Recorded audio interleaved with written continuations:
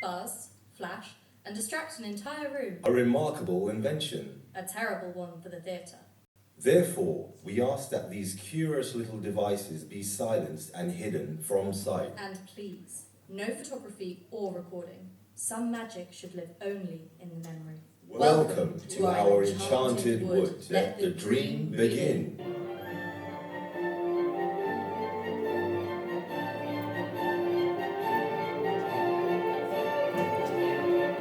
Now, fair Hippolyta, our nuptial hour draws on apace.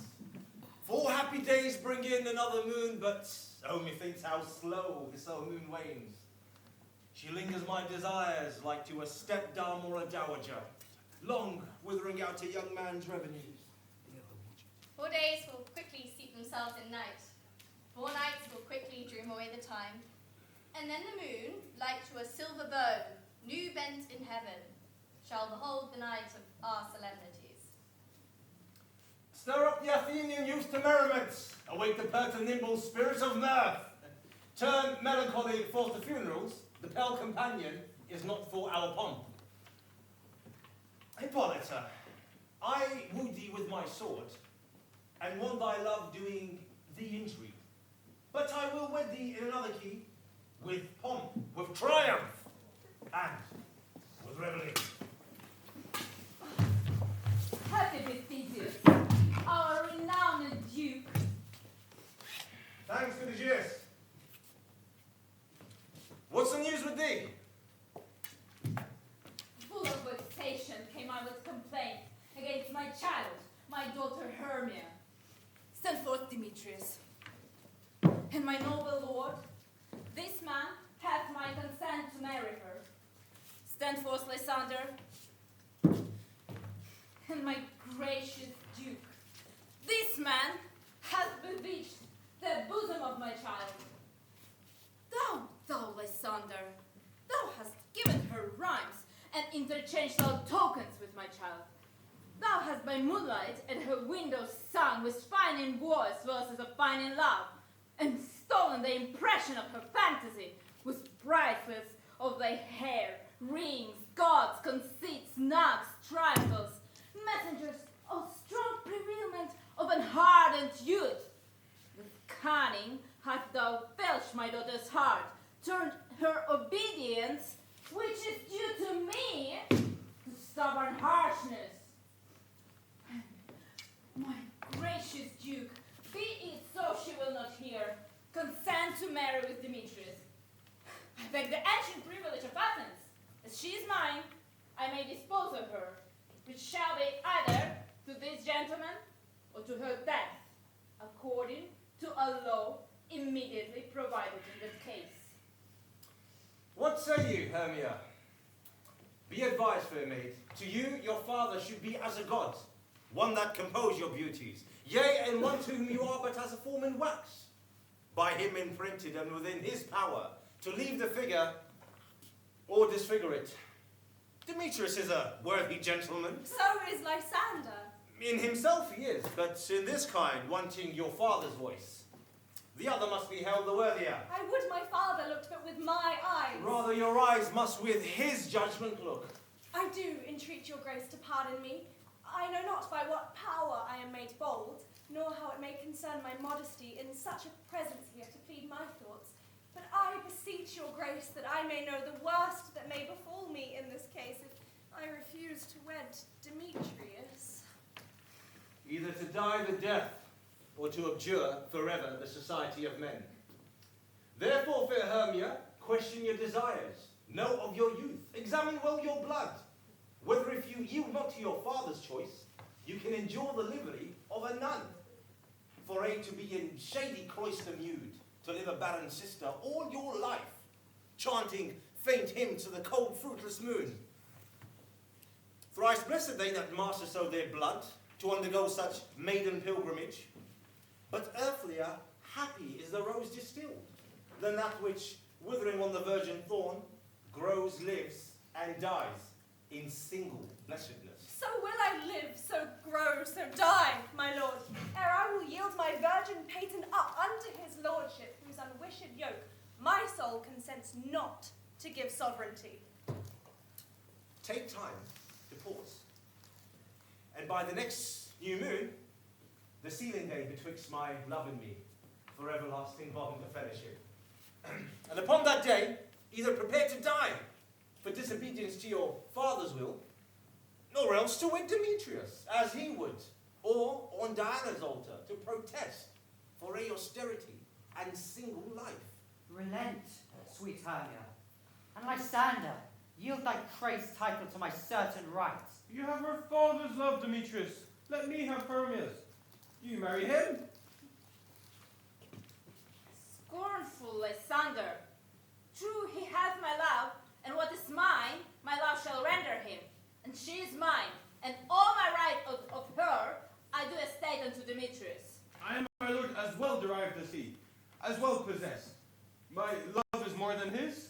My fortunes every way is fairly ranked, if not with vantage as Demetrius. And which is more than all these boasts can be, I am beloved of beauteous Hermia. Why should not I then prosecute my right? Demetrius, I'll vouch it to his head, made love to Nadar's daughter Helena, and won her soul. And she, sweet lady, dotes, devoutly dotes in idolatry upon this spotted and inconstant man. I must confess I've heard so much, and with Demetrius thought to have spoke thereof, but being overfull of self-affairs, my mind did lose it. But Demetrius, come, and come, Aegeus, you shall go with me. I have some private schooling for you both. For you, fair Hermia, look you harm yourself to fit your fancies to your father's will, or else the law of Athens yields you up, which by no means we may extenuate, to death, or to a vow of single life. Come, my Hippolyta. What cheer, my love? Demetrius and Aegeus, go along. I must employ you in some business against our nuptial, and confer with you of something nearly that concerns yourselves. With duty and desire will follow you. How now, my love? Why is your cheek so pale? How chance the roses there do fade so fast? Belike for want of rain, which I could well beteem them from the tempest of my eyes. Ay me.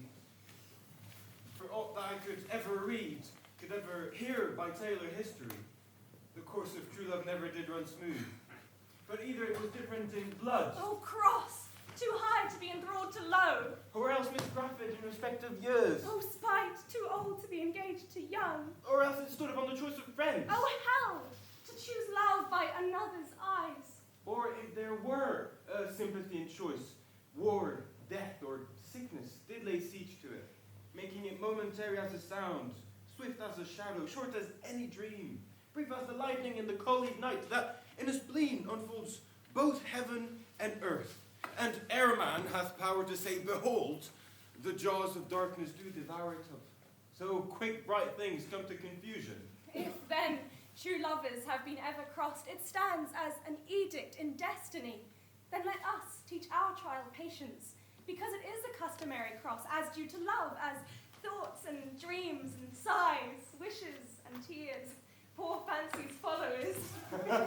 A good persuasion. Therefore, hear me, Hermia. I have a widow aunt, a dowager of great revenue, and she hath no child.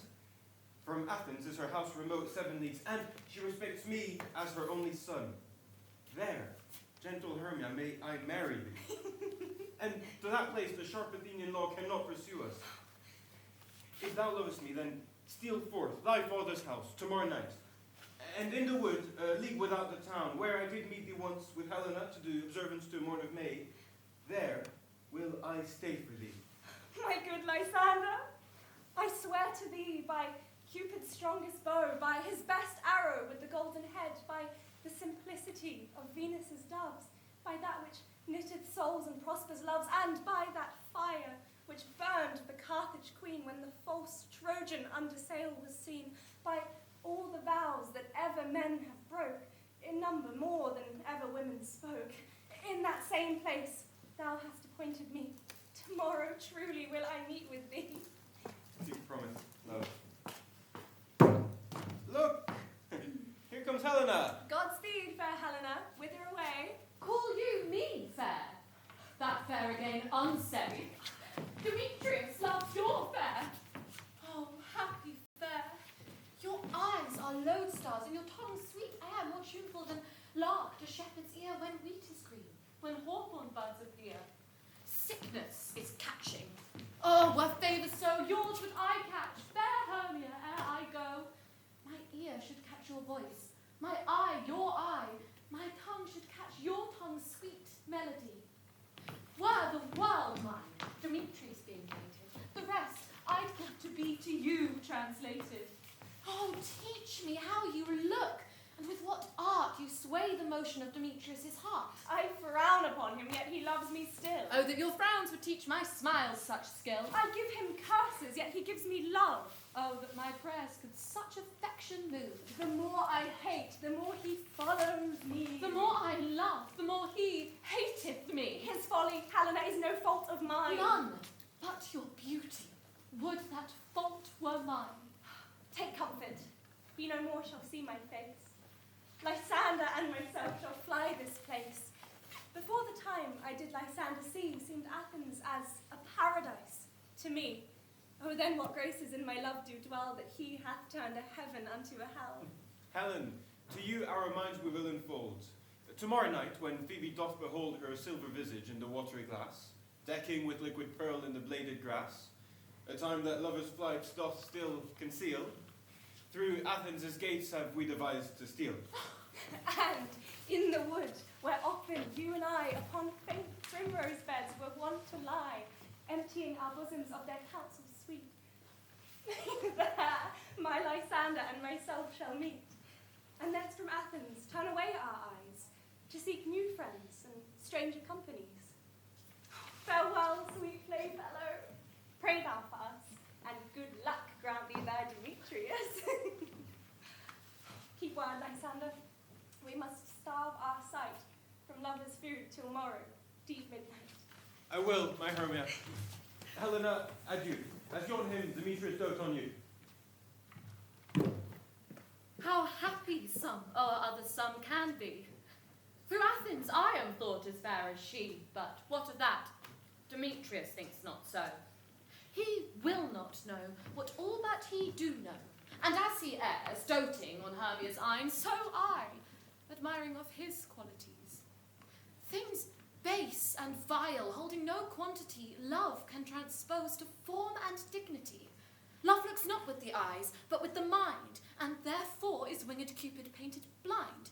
Nor hath love's mind of any judgment taste, wings and no eyes figure unheedy haste, and therefore is love said to be a child, because in choice he is so oft beguiled. As waggish boys in gain themselves forswear, so the boy love is perjured everywhere. For ere Demetrius looked on Hermia's eyne, he hailed down oaths that he was only mine. And when his hail some heat from Hermia felt, so they dissolved, and showers of oaths did melt. I will go tell him of fair Hermia's flight. Then to the woods will he tomorrow night pursue her. Oh, and for this intelligence, if I have thanks, it is a dear expense. But herein mean I to enrich my pain, to have his sight thither and back again.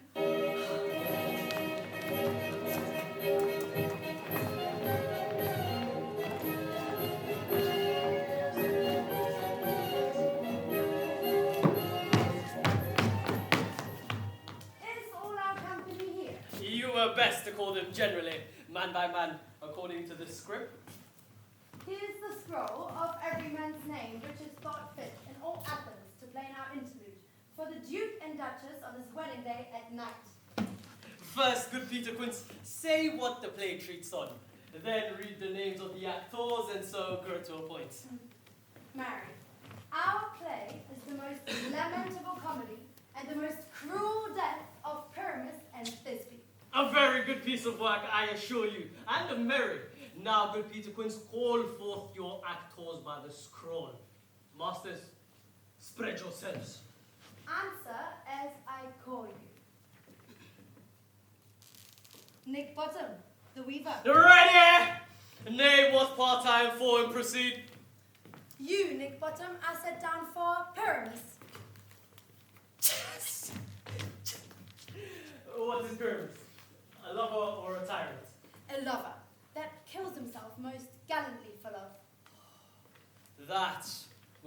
some truth is in the performing of it. If I do it, let the audience look to their eyes. I will move storms. I will condone in some measure. To the rest. Yet, my chief humor is for a tyrant. I could play Hercules, Raleigh, or Parter Catting, to make all split. The raging rocks and shivering shocks shall break the locks of prison's gates. And Phoebus' car shall shine from far and make and mar those foolish fates. This was lofty, not inverse of the place. This is Hercules' vein, a tyrant's vein. A lover is more condoling. Francis Flute, the bellows mender. Here, Pitterquins. Flute, you must take Thisbe on you. What is Thisbe? Wandering Knight? It is the lady that Pyramus must love. My faith, let's not be clever one. I have a beard coming. That's all one. You shall play it in a mask, and you may speak as small as you will. And I may hide my face. Let me play Thisbe too. I'll speak in a monstrous little voice. Thisne, Thisne. Ah, Pyramus, my lover dear, thy Thisbe dear, and lady dear. No. You must play Pyramus. And Flute, you Thisbe. Well, proceed. Robin Starveling, the tailor. Here, Pitterquins. Robin Starveling, you must play Thisbe's mother. Tom Snout, the tinker. Here, Pitterquins. You, Pyramus' father. Myself, Thisbe father. Snug the joiner, you the lion's part. And I hope here's a play fitted. Have you the lion's part written? Pray give it me, for I am slow of study. You may do it extempore, for it is nothing but roar. Rah! And let me play the lion too. I will roar that I will do any man's heart good to hear me. I will roar that I will make the Duke say, let him roar again. Let him roar again! If you should do it too terribly, you would fright the Duchess and the ladies that they would shriek. And that were enough to hang us all. Jatulkangas, every mother's son. Friends, I grant you, if you should fright the ladies out of their wits, they would have no more discretion but to hang us. But I will aggravate my voice so that I will roar you as gently as any sucking now. I will roar you unto any nightingale. You can play no part but Pyramus, for Pyramus is a sweet-faced man, a proper man, as one shall see in a summer's day, a most lovely, gentlemanlike man. Therefore you must needs play Pyramus. Well, I will undertake it. What beard were I best to play it in? Why, what you will. I will discharge it in either your straw-colored beard, your orange tawny beard, your purple ingrained beard, your French crown colour beard, your perfect yellow. Some of your French crowns have no hair at all, and then you will play bare-faced. But masters, here are your parts, and I am to entreat you, request you, and desire you to come them by tomorrow night, and meet me in the palace wood, a mile of Alcaton, by moonlight. There we will rehearse. For if we meet in the city, we shall be dogged with company, and our device is known. In the meantime, I will draw a bill of property such as our play wants. I pray you, fail me not. We will meet, and there we may rehearse most obscenely and courageously. Take pains, be perfect. Adieu. And at the Duke's oak we meet. Enough! Hold or cut bowstrings.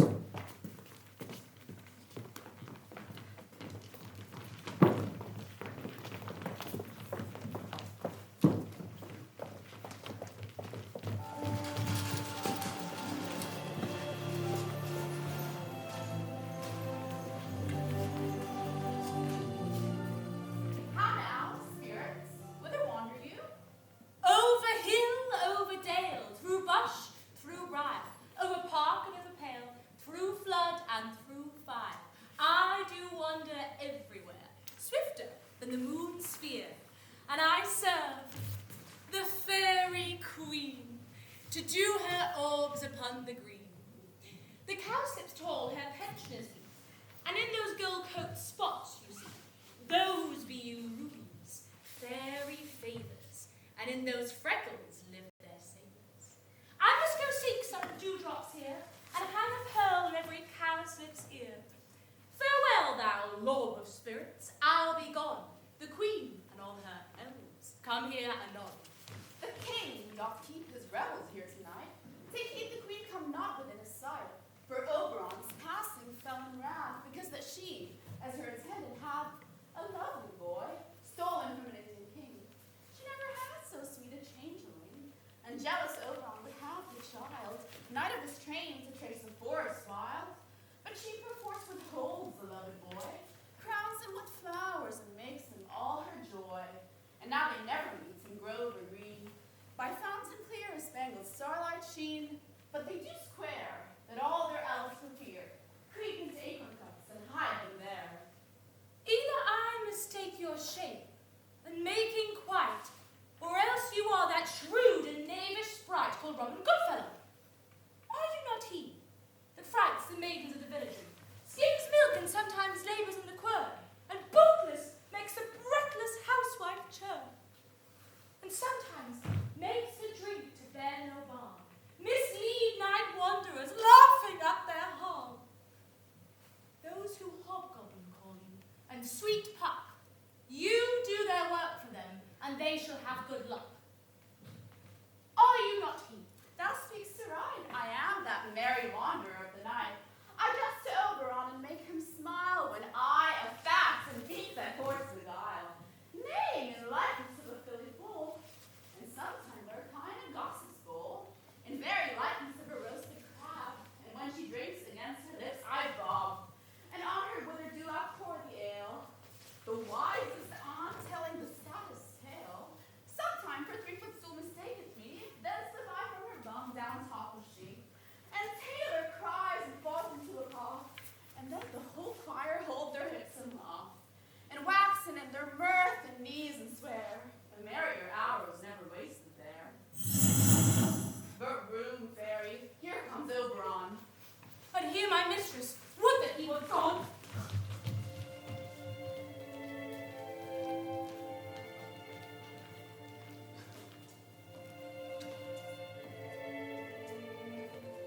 Ill met by moonlight, proud Titania. What, jealous Oberon? Fairy skip hence, I have forsworn his bed in company. Tarry, rash wanton, and was I thy lord? Then I must be thy lady. But I know when thou was stolen away from fairyland, and in the shape of Corin sat all day playing on pipes of corn and versing love to amorous Phillida. Why art thou here? Come from the farthest steep of India, but that forsooth the bouncing Amazon, your buskin mistress and warrior love. To Theseus must be wedded, and you come here to bring their bed joy and prosperity? How can thou thus, for shame, Titania, knowing I know thy love for Theseus, glance at my credit with Hippolyta? Didst thou not lead him through glimmering night from Paraguna, whom he ravisheth, or make him with fair Gleus break his faith with Ariadne and Antiopa? These are the forgeries of jealousy, and never since the middle summer spring met we on hill, in dale, forest or mead, by paved fountain or by rushy brook, or in the beached margin of the sea, to dance our ringlets to the whistling wind. For with thy rolls thou hast disturbed our sport. Therefore the winds, piping to us in vain, have sucked up from the sea contagious fogs, which falling in the land have every pelting river made so proud that they have overborne their continents. The ox hath stretched his yoke in vain, the ploughman lost his sweat, and the green corn hath rotted ere its youth attained a beard. The fold stands empty in the drowned field, and the crows are fatted with the Murrian flock, and the 9 men's morris is filled up with mud. The quaint mazes in the wanton green, for lack of treads, are undistinguishable. The human mortals want their winter here. No night is now with hymn or carol blessed. Therefore the moon, the governess of floods, pale in her anger, washes all the air that rheumatic diseases do abound. And through this distemperature we see the seasons alter. Hoary-headed and on old time's thin and icy crown, an odorous chaplet of sweet summer buds is as in mockery set. The spring, the summer, the childing autumn, angry winters change their wonted liveries, and the mazed world by their increase now knows not which is which. And through this same progeny of evils comes from our debate, our dissension. We are their parents and original. Do you amend it then? It lies in you. Why should Titania cross her Oberon? I do but beg a little changeling child to be my henchman. Set your heart at rest. The fairyland buys not the child of mine. His mother was a votress of my order, and in the spiced Indian air by night full often has she gossiped by my side, and sat with me on Neptune's yellow sands, marking the embarked trades of the flood. When we'd have laughed to see the sails conceive and grow big-bellied with the wanton wind, which she with pretty and with swimming gait, following her womb, which then rich with my young squire, would often imitate and sail upon the land, to fetch me trifles, and return again as from voyage, rich with merchandise. But she, being mortal, of that boy did die, and for her sake I do rear up her boy, and for her sake I will not part with him. How long within this wood intend you stay? Perhaps till after Theseus' wedding day. If you will patiently dance in our round and see our moonlight revels, go with us. If not, shun me, and I will spare thy haunts. Give me that boy, and I will go with it. Not for thy fairy kingdom. Fairies away, I shall chide downright if I longer stay. Well, go thy way. Thou shalt not from this grove till I torment thee for this injury. My gentle Puck, come hither. Thou rememberest, since once I sat upon a promontory and heard a mermaid on a dolphin's back, uttering such dulcet and harmonious breath that the rude sea grew civil at her song, and certain sharks stopped madly from their spheres to hear the sea maid's music. I remember. That very time I saw, but thou couldst not, flying between the cold moon and earth, Cupid's all up. A certain aim he took at a fair vestal thrown in by the west, and loosed his love shaft smartly from his bow, as it should pierce 100,000 hearts. But I might see young Cupid's fiery shaft quenched in the chaste beams of the watery moon, and the imperial votress passed on in maiden meditation, fancy free. Yet, marked her where the bolt of Cupid fell. It fell upon a little western flower, once milk white, now purple with love's wound, and maidens call it love in idleness.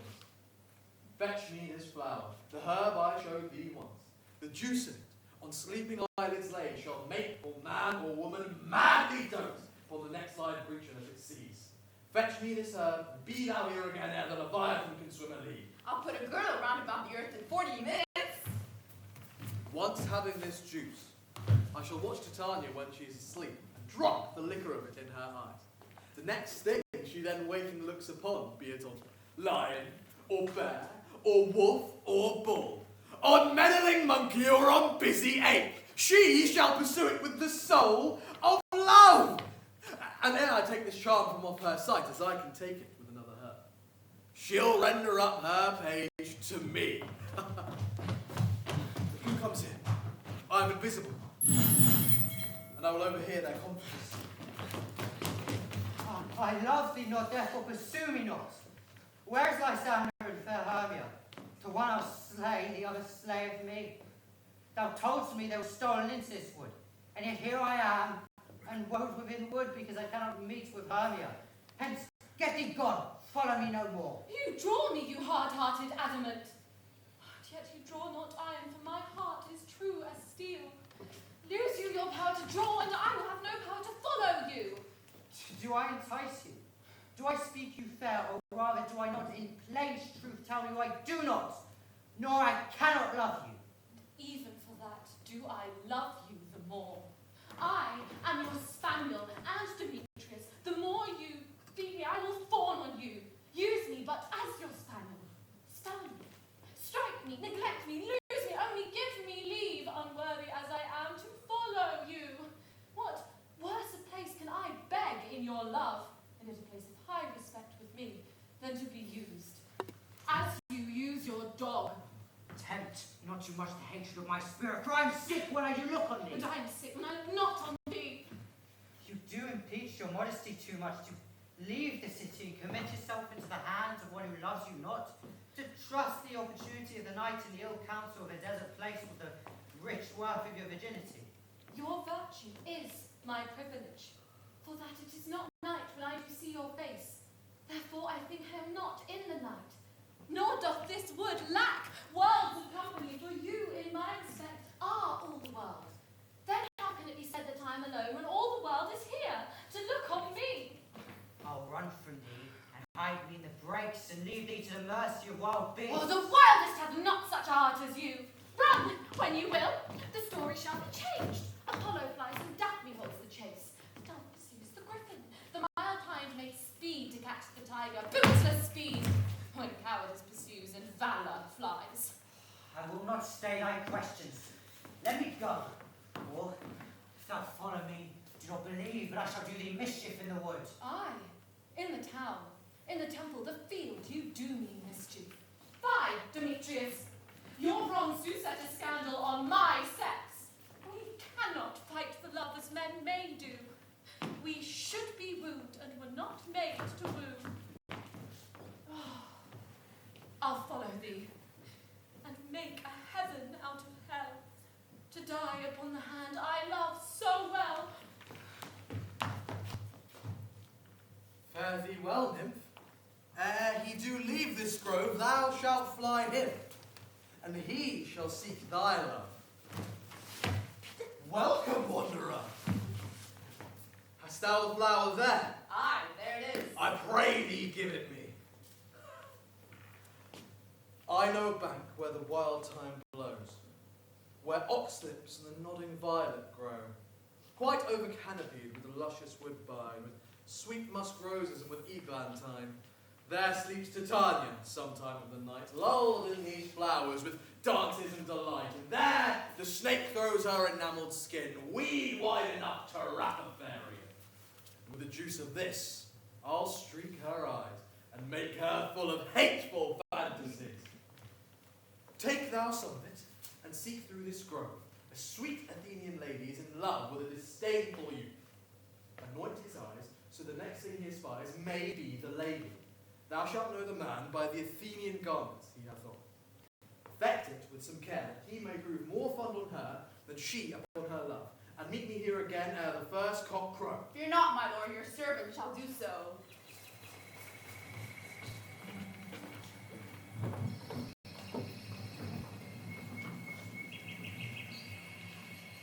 Come now, a roundel and a fairy song.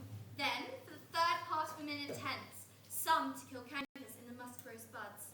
Some war with Remus for their leathern wings to make my small elves' coats. And some keep back the clamorous owl that nightly hoots and wonders at our quaint spirits. Sing me to sleep, then to your offices, and let me rest. You spotted snakes with double tongue, tawny hedgehogs, come not near. Newts and blind ones do no wrong, come not near our fairy queen. Fill them with melody, singing our sweet lullaby. La la la la lullaby, la la la la lullaby. Never harm, nor spell, nor charm, come our lovely lady night. So good night with lullaby. Weaving spiders come not near, hence you long legs spitters hence. Beetles black approach not near, worms nor snails do no offense. Fill them with melody, singing our sweet lullaby. La la la la lullaby, la la la la lullaby. Never harm nor spell nor charm, come our lovely lady night. So good night with lullaby. Hence away, now all is well. One aloof, stand sentinel. What thou seest when thou dost wake, do it for thy true love take, love and language for his sake. Be it ounce or capped or bare, paired or bore with bristled hair, in thy eye that doth appear. When thou wakest, it is thy dear. Awake when some vile thing is near. Fair love, you faint with wandering in the wood, and to speak truth, I have forgot our way. Will rest us, Hermia, if you think it good, and tarry for the comfort of the day.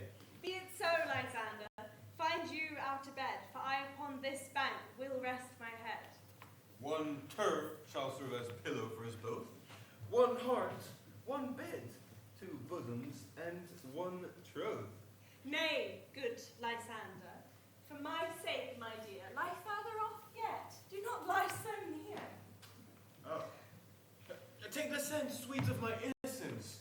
Love takes the meaning in love's conference. I mean that my heart unto yours is knit, so that but one heart we can make of it. Two bosoms interchained with a nose, so then two bosoms and a single troth. Then, by your side, no bedroom me deny. For lying so, Hermia, I do not lie. Lysander riddles very prettily. Now, much beshrew my manners and my pride if Hermia meant to say Lysander lied. But, gentle friend, for love and courtesy, lie further off yet in human modesty. Such separation as may well be said becomes a virtuous bachelor and a maid. So far be distant, and good night, sweet friend. Thy love ne'er alter till thy sweet life end. Amen. Amen. To that fair prayer say I, and end life when I end loyalty. Here's my bed. Sleep give thee all his rest. With half that wish, the wisher's eyes be pressed. Through the forest have I gone, but Athenian found I none, on whose eyes I might approve this flower's force and searing love. Night and silence, who is here? Weeds of Athens he doth wear. This is he, my master said, despising the Athenian maid. And here's a maiden sleeping sound on the dank and dirty ground. Pretty soul, she durst not lie near this lackluster, this kill courtesy. Churl, upon thy eyes I throw all the power this charm doth owe. When thou wakest, let love forbid sleep his seat on thy eyelid. So awake when I'm gone, for I must now to Oberon. Stay, though thou kill me, sweet Demetrius. I charge thee hence and do not haunt me thus. Oh, wilt thou darkling leave me? Do not so! Stay! On thy peril I alone will go. Oh, I am out of breath in this fond chase. The more my prayer, the lesser is my grace. Happy is Hermia, wheresoe'er she lies, for she hath blessed and attractive eyes. How came her eyes so bright? Not with salt tears. If so, mine are oftener washed than hers. No, no. I am as ugly as a bear. For beasts that make me run away for fear, therefore no marvel though Demetrius do as a monster fly my presence thus.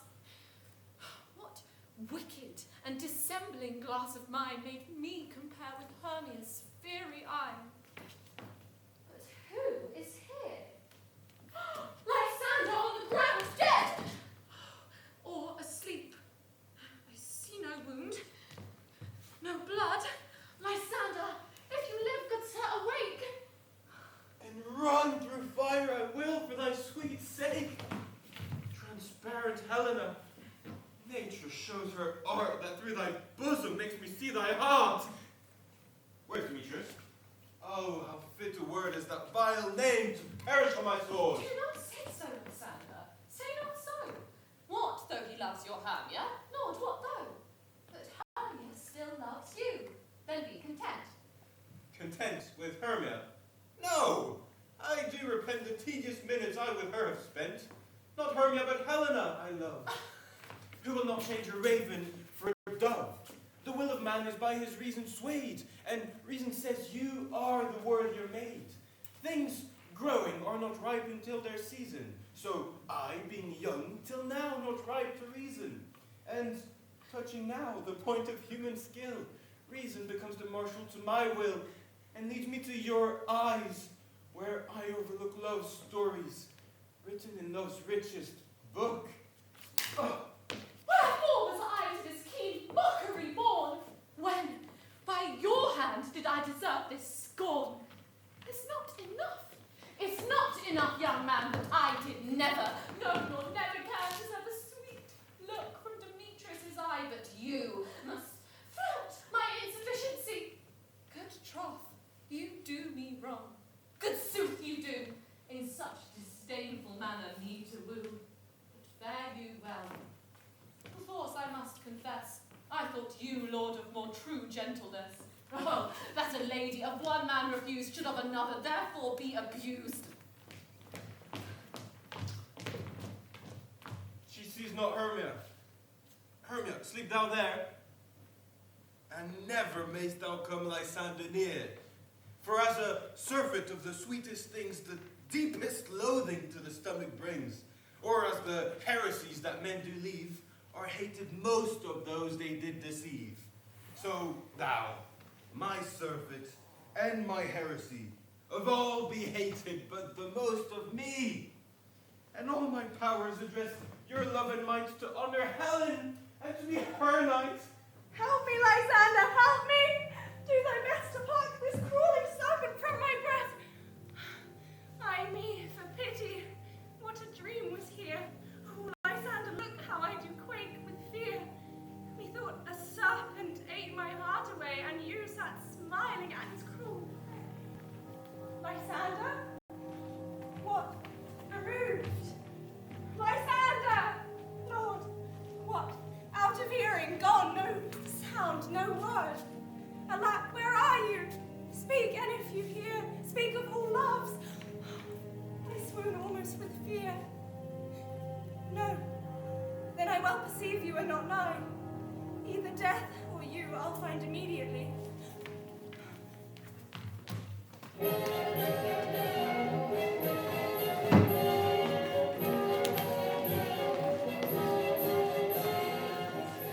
Are we all met?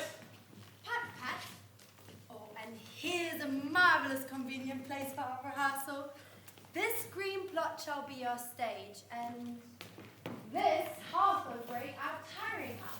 And we will do it in action, as we will do it before the Duke. Peter Quince. What sayest thou, Woodbottom?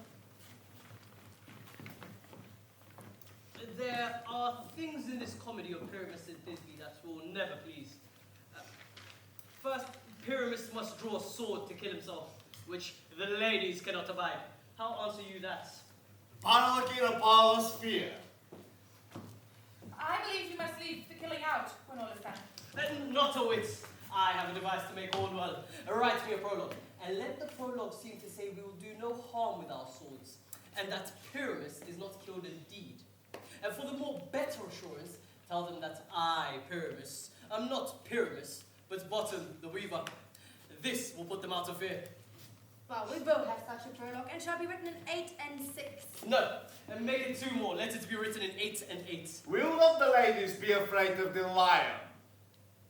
I fear it, I promise you. Masters, you ought to consider with yourselves to bring in, God shield us, a lion among ladies is a most dreadful thing, for there is not a more fearful wild fowl than your lion living. And we ought to look to it. Therefore, another prologue must tell he is not a lion. No, you must name his name, and half his face must be seen through the lion's neck, and he himself must speak through, saying thus, or to the same defect. Ladies, oh, fair ladies, I would wish you, no, I would request, I would entreat you not to fear, not to tremble, my life for yours. For if you think I come hither as a lion, it were a pity on my life. No! I am no such thing. I am a man, as other men are. And there indeed, let him name his name and tell them plainly, he is Snug, the joiner. Well, it shall be so. But there is 2 hard things. That is, we need to bring the moonlight into the chamber. For Pyramus and Thisbe, says the story, meet by moonlight. Does the moon shine that night we play our play? A calendar. Look in the almanac. Find out moonshine. Find out moonshine. Yes, it does shine that night. Why then may you leave a casement of the great chamber window where we play open, and the moon may shine in at that casement. Aye, or else one must come in with a bush of thorn and a lantern and say as he comes to disfigure or to present the person of moonshine. Then there is another thing. We must have a wall in the great chamber, for Pyramus and Thisbe, who says the story, did talk to the chamber of a wall. You can never bring in a wall. What say you, Bottom? Some man or other must present warn, and let him have some loam or some plaster or some rough cast about him to signify warn. And let him hold his fingers thus, and through that cranny shall Pyramus and Thisbe whisper. If that may be, then all is well. Come, sit down, every mother's son, and rehearse your parts. Pyramus, you begin. When you have spoken your speech, you enter into that break. And so everyone, according to his cue.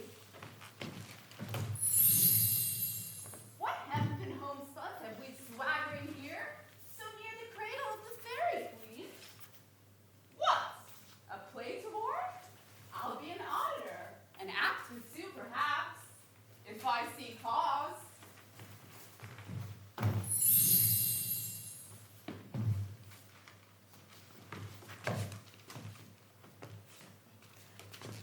Pyramus, begin. Thisbe, stand forth.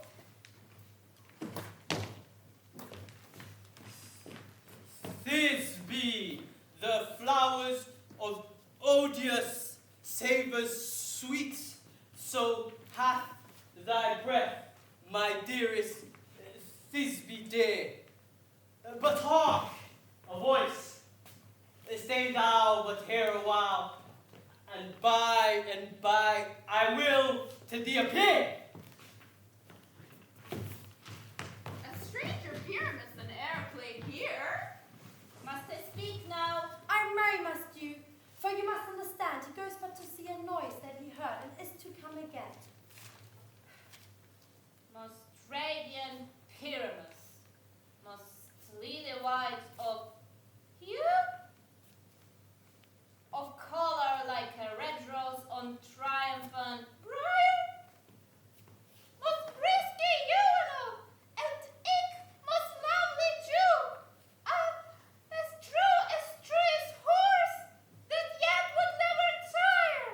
I'll meet thee, Pyramus, at needy stew. 9 is 2, man. And you must not speak that yet. That you answer to Pyramus. You speak all your parts at once, cues and all. Pyramus, enter. Your cue is past, it is never tired. As true as horse, that yet would never tire. If I were fair Thisbe, I were only thy. Oh, strange, we are haunted. Spray masters, fly masters, help! I'll follow you, I'll lead you about around, through bog, through bush, through brake, through briar. Sometime a horse I'll be, sometime a hound, a hog, a headless bear, sometime a fire, and neigh and bark and grunt and roar and burn, like horse, hound, hog, bear, fire at every turn. Why do they run away? This is a neighbor of them to make me afeard. Bottom, thou art changed. What do I see? What do you see? Do you see an ass head of your own, do you? Oh, bless thee, Bottom, bless thee. Thou art translated. I see their knavery. This is to make an ass of me, to fright me, if they could. But I will not stir from this place. Do what they can. I will walk up and down here, and I shall sing, that they shall hear I am not afraid. The owl's old cock so black of hue with orange tawny bill, the throstle with his note so true, the wren with little queer. Oh. What angel wakes me from my flowery bed? Finch the sparrow and the lark, the plain song cuckoo grey, whose not full many a man doth mock and dare not answer nay. I pray thee, gentle mortal, sing again. My ear is much enamoured of thy note, so is my eye enthralled to thy shape. On fair virtues forced before, on first view doth move me to say, to swear, I love thee. Methinks, mistress, you should have little reason for that. And yet, to say the truth, reason and love keep little company together nowadays. The more the pity that some honest neighbours will not make them friends. Nay, I can cleek upon occasion. Thou art as wise as thou art beautiful. No, not so neither. But if I had wit enough to get out of this wood, I would have enough to serve mine own turn. Out of this wood do you not desire to go. Thou shalt remain here, whether thou will or no. I am a spirit of no common rate. The summer still doth tend upon my state. And I do love thee, therefore go with me. I'll give thee fairies to attend on thee, and they shall fetch thee jewels from the deep, and sing while thou in pressed flowers doth sleep. And I will purge thy mortal grossness so, that thou shalt like an airy spirit go. Peace blossom! Ready? Cobweb! And I. Moth! And I. And mustard seed! And I. Where shall we go? Be kind and courteous to this gentleman. Hop in his walks and gambol in his eyes. Feed him with apricots and dewberries, green figs, purple grapes, and mulberries. The honey bags steal from the humble bee, and for night tapers, crop their waxen wings and light them in the fiery glowworm's eyes. To have my love to bed and to arise, and pluck the wings of painted butterflies, and fan moonbeams from his sleeping eyes. Nod to him, elves, and do him courtesies. Hail, mortal. Hail. Hail. Hail. I cry your worship's mercy heartily. I beseech your worship's name. Cobweb. I shall desire you of more acquaintance, good mistress Cobweb. If I cut my finger, I shall make bold with you. Your name, honest gentlewoman? Peace blossom. I pray you commend me to Mistress Squash, your mother, and to Master Peascod, your father. Good Mistress Peace Blossom, I shall desire you of more acquaintance too. Your name, I beseech you, miss. Mustard seed. Good Mistress Mustard Seed, I know your patience very well. If I cut my finger, I shall make bold with you. Pray you, your kindred had made my eyes water ere now. I desire you of more acquaintance too, good Mistress Mustard Seed. Come, wait upon him. Lead him to my bowers. The moon, methinks, looks with a watery eye, and when she weeps every little flower, lamenting some enforced chastity. Tie up my love's tongue, bring him silently.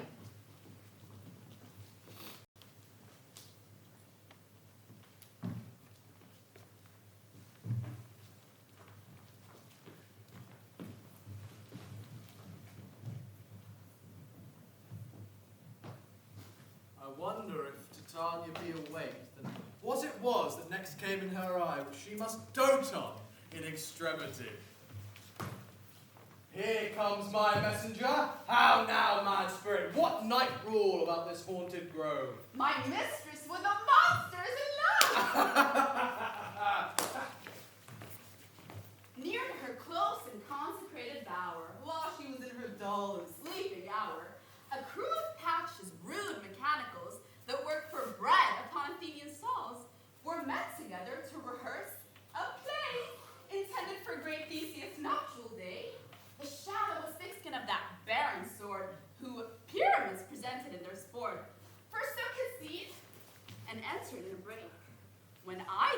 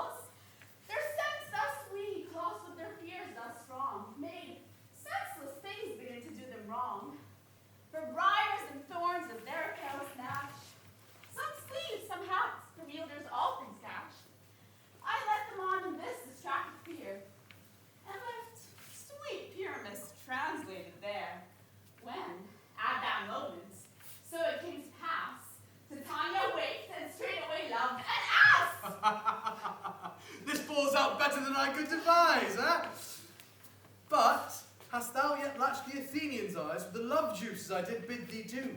I did him sleeping, that is finished too. And the Athenian woman by his side, that when he waked, of force she must be I.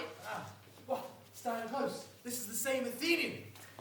This is the woman, but not this the man. Oh, why rebuke you him who loves you so? Laying breath so bitter on your bitter foe. Now I but chide, but I should use thee words, for thou I fear hast given me cause to curse. If thou hast slain Lysander in his sleep, being o'er shoes in blood, plunge in the deep and kill me too. The sun was not so true unto the day as he to me. Would he have stolen away from sleeping Hermia? I'll believe as soon this whole earth may be bored, and that the moon may through the centre creep, and so displease her brother's noontides with the Antipodes. It cannot be, but thou hast murdered him. So should a murderer look so dead, so grim. So should the murdered look, and so should I, pierced through the heart of your stern cruelty. Yet you, the murderer, look as bright, as clear, as yonder Venus in her glimmering sphere. What's this to my Lysander? Where is he? Ah, good Demetrius, wilt thou give him me? I'd rather give his carcass to my hounds. Out, dog! Out, cur! Thou drivest me past the bounds of maiden's patience. Hast thou slain him then? Henceforth be never numbered among men. Oh, once tell true even for my sake. Dost thou have looked upon him being awake, and hast thou killed him sleeping? Oh, brave touch! Could not a worm, an adder, do so much? An adder did it, for with doubler tongue than thine, thou serpent, never adder stung. You spend your passion on misprized mood. I'm not guilty of Lysander's blood, nor is he dead for aught I can tell. I pray thee then, tell me that he is well. And if I could, what should I get there for? A privilege, never to see me more, and from thy hated presence part I so. See me no more, whether he be dead or no. There's no following her in this fierce fame. Here, therefore, for a while I will remain. So sorrow's heaviness doth heavier grow. For debts that bankrupt sleep doth sorrow owe, which now, in some slight measurement, it will pay. For this his tender here, I will make some stay. What hast thou done? Thou wast mistaken quite, and laid the love juice on some true love sight. By thy misprision, perforce must ensue some true love turn, and a false turn true. Then fatal rules that one man holding troth, a million fail, confounding oath on oath. About the wood go swifter than the wind, and Helena of Athens look thou fine. Quite fancy 6 years, and pale of cheer, with sighs of love that cost the fresh blood dear. By some illusion see thou bring her here. I'll charm his eyes against she doth appear. I go, look how I go, swifter than arrow from the Tartar's bow. Flower of this purple dye, hit with Cupid's archery, sink in apple of his eye.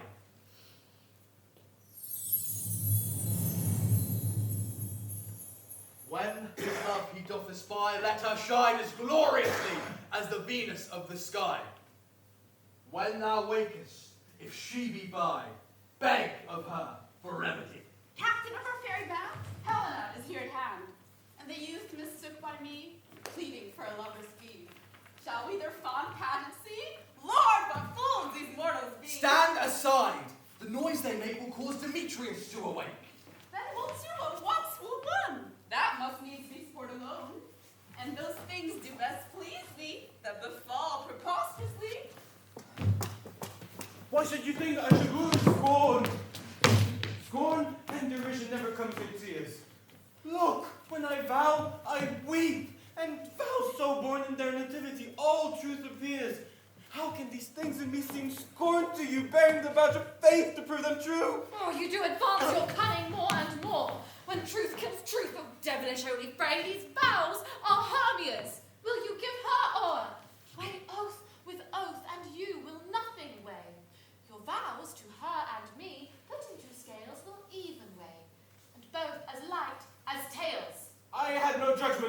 price for? Nor none. In my mind now you give her or. Demetrius loves her and he loves not you! Oh, Helen, goddess, nymph, perfect, divine, to what, my love, shall I compare thine eye? Oh, crystal is muddy, how ripe and show, thy kissing cherries tempting grow, that pure congealed white, high Taurus snow, fanned by the eastern wind, turned to crow. When thou holdest up thy hand, let me kiss this princess of pure white, this seal of bliss. Oh, spite! Oh, hell! Now I see you all are bent to set against me for your merriment. If you were civil and you courtesy, you would not do me thus much injury. Can you not hate me, as I know you do, that you must join in souls to mock me too? If you are men, as men you are in show, you would not use a gentle lady so to vow and swear and super praise my parts when I am sure you hate me with your hearts. You both are rivals and love Hermia. And now both rivals to mock Helena. A trim exploit, a manly enterprise, to conjure up tears in a poor maid's eyes with your derision. None of noble sort would so offend a virgin and extort a poor soul's patience, all to make you sport. You are unkind, Demetrius. Be not so. For you love Hermia. This you know, I know. And here with all goodwill, with all my heart, in Hermia's love I yield you up my part, and yours of Helena to me bequeath, whom I do love and will do till my death. Never did mockers waste more idle breath. Lysander, keep thy Hermia. I will none if ever I loved her, all that love is gone.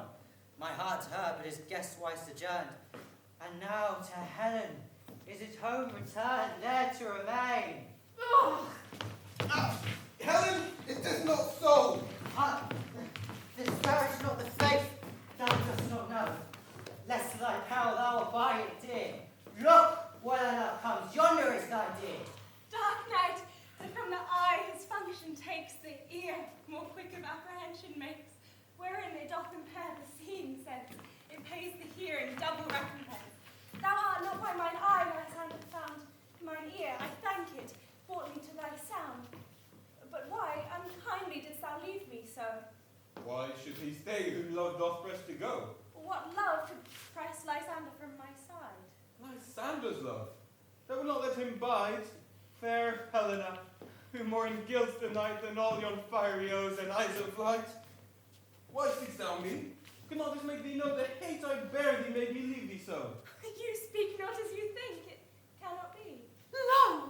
She is one of this confederacy. Now I perceive they have conjoined all three to passionate false sport in spite of me. Injurious handler, most ungrateful maid, have you conspired? Have you with these contrived to bait me with this foul derision?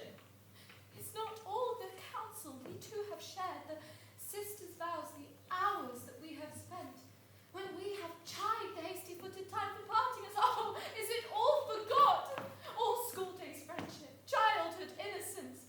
We, Hermia, like two artificial gods, have with our needles created both one flower, sitting on one sampler, both warbling of one song, both in one key, as if our hands, our sides, voices, and minds had been incorporate.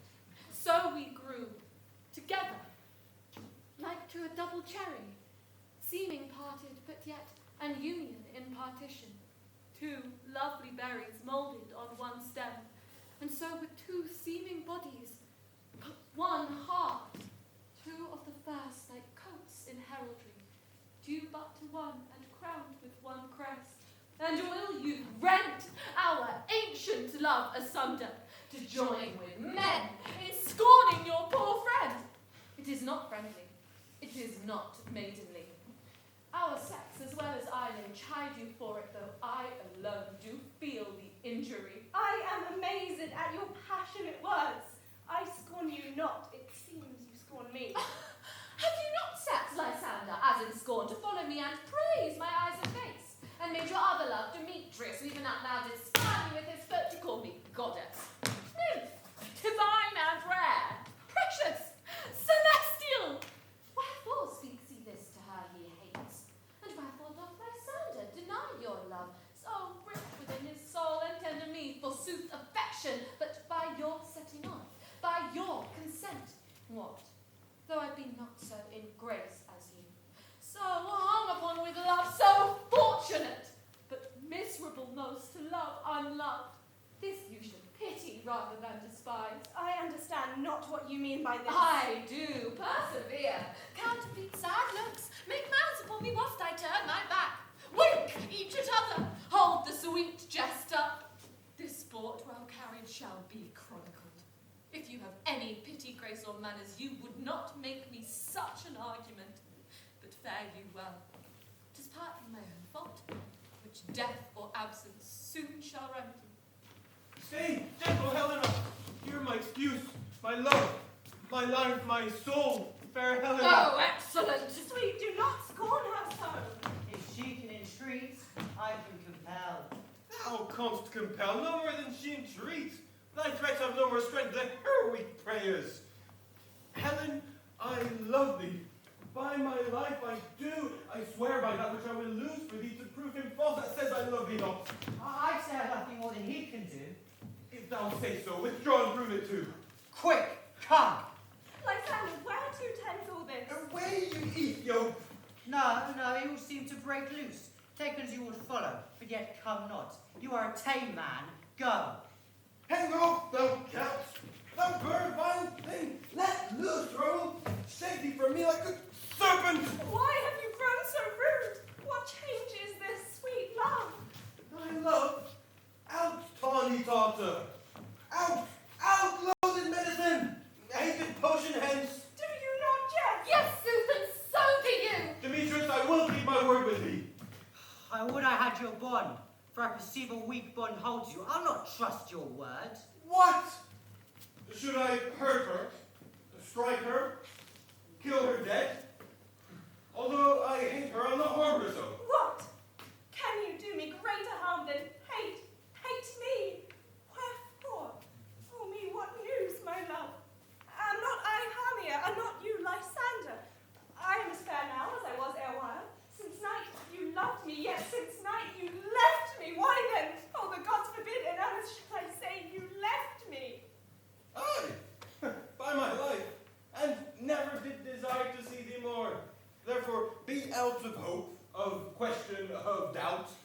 Be certain, nothing truer, 'tis no jest that I do hate you, and love Helena. Oh me, you juggler, you cannibal, you thing of love! What, have you come by night and stolen my love's heart from him? By my faith! Have you no modesty? No maiden shame, no touch of bashfulness? What, will you tear impatient answers from my gentle tongue? Fie, you counterfeit, you puppet, you puppet! Why so? Aye, that way goes the game. Now, I perceive that she hath made a compare between our statures. She hath urged her height, and with her personage, her tall personage, her height forsooth, she hath prevailed with him.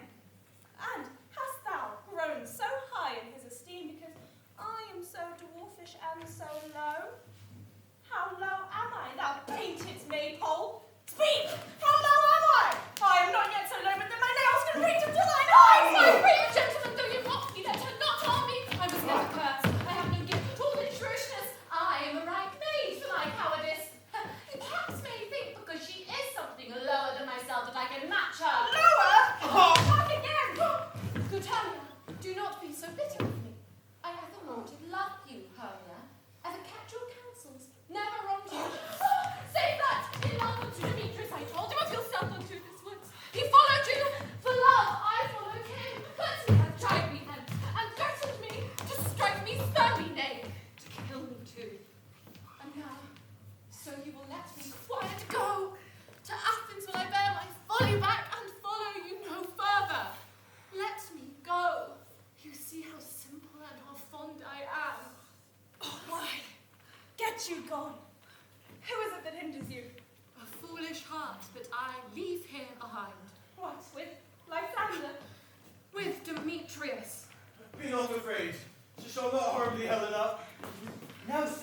thou not, though you take her part.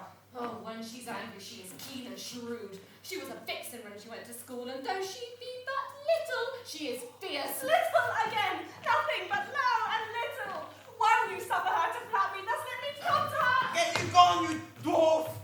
You minimus of hindering not grass maid! You bead! You acorn! You are too officious in her behalf that scorns her services. Let her alone. Speak not of Helena.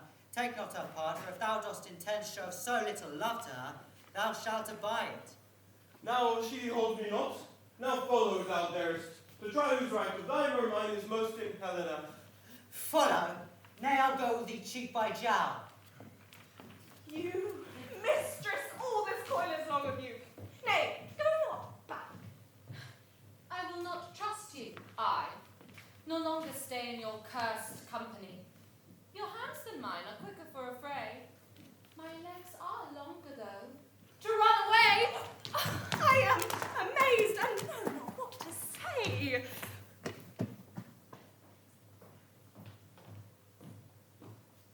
This is thy negligence. Thou mistakest again, or else commits thy knaveries wilfully. Believe me, King of Shadows, I mistook. Did not you tell me I should know the man by the Athenian garments he had on? And so far blameless proves my enterprise, that I am anointed at Athenian's eyes. And so far am I glad it's so distort, as this their jangling I esteem a sport. Thou seest these lovers seek a place to fight. High therefore, Robin, overcast the night, the starry welkin cover anon with drooping fog as black as Acheron, and lead these testy rivals so astray that one not come within another's way. Like Lysander, sometime frame thy tongue, and stir up Demetrius with bitter wrong. Then sometime rail thou like Demetrius, and look thou lead them thus, to lower brow, death counterfeiting sleep, with leaden legs and batty wings doth creep. Then crush this herb into Lysander's eye, whose liquor hath this virtuous property, to take all error from his might, and make his eyeballs roll with wonted sight. When they wake, all this derision shall seem a dream, and fruitless vision, and back to Athens shall the lovers wend, with leagues whose date till death shall never end. Whilst I do in this business thee employ, I shall to my queen, and beg of her Indian boy, and then her charmed eye will I release from monsters' view, and all things shall be peace. My fairy lord, this must be done with haste. For night's swift dragons cut the clouds full fast, and yonder shines Aurora's harbinger, at whose approach ghosts wandering here and there troop home to churchyards. Damned spirits all that in crossways and floods have burial, already to their wormy beds are gone, for fear lest they should look their shapes upon. They will flee themselves to exile from light, and must for aye consort with black-browed nights. We are creatures of another sort. I with the morning's love have oft made sport, and like a forester the groves may tread, till eastern gate, all fiery red, opening on Neptune, fair blessed beams, turning yellow gold its salt green streams. But, notwithstanding haste, make no delay, we may effect this business yet ere day. Up and down, I will lead them up and down. I am feared in fields and town. Goblin leads them up and down.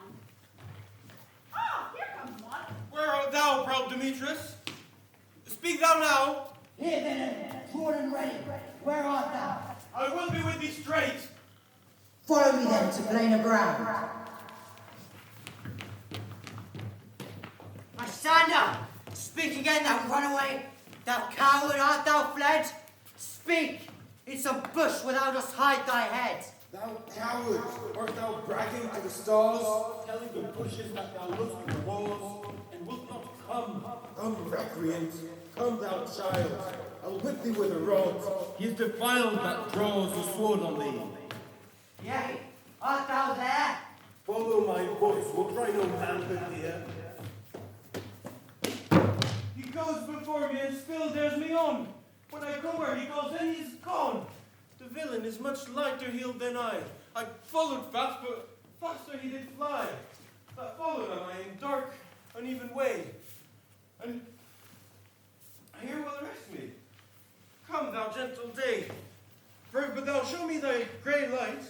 I'll find Demetrius and revenge this Spies. Oh, coward! Why comest thou not?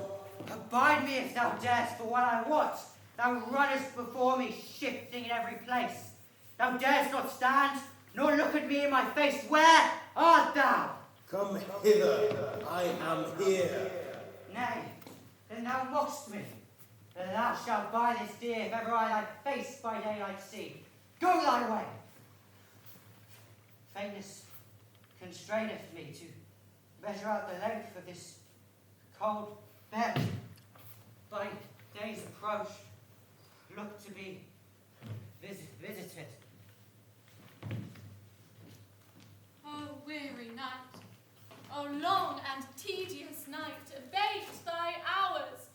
Shine comforts from the east, so that I may back to Athens by daylight from these that my poor company detest.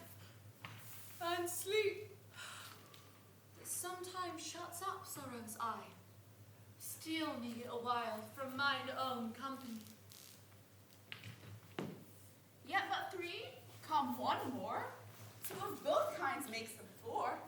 Ah, here she comes. Cursed and sad. Cupid is a knavish lad, thus to make poor females mad. Never so weary, never so in woe, bedabbled with the dew and torn with briars. I can no further crawl, no further go. My legs can keep no pace with my desires. Here will I rest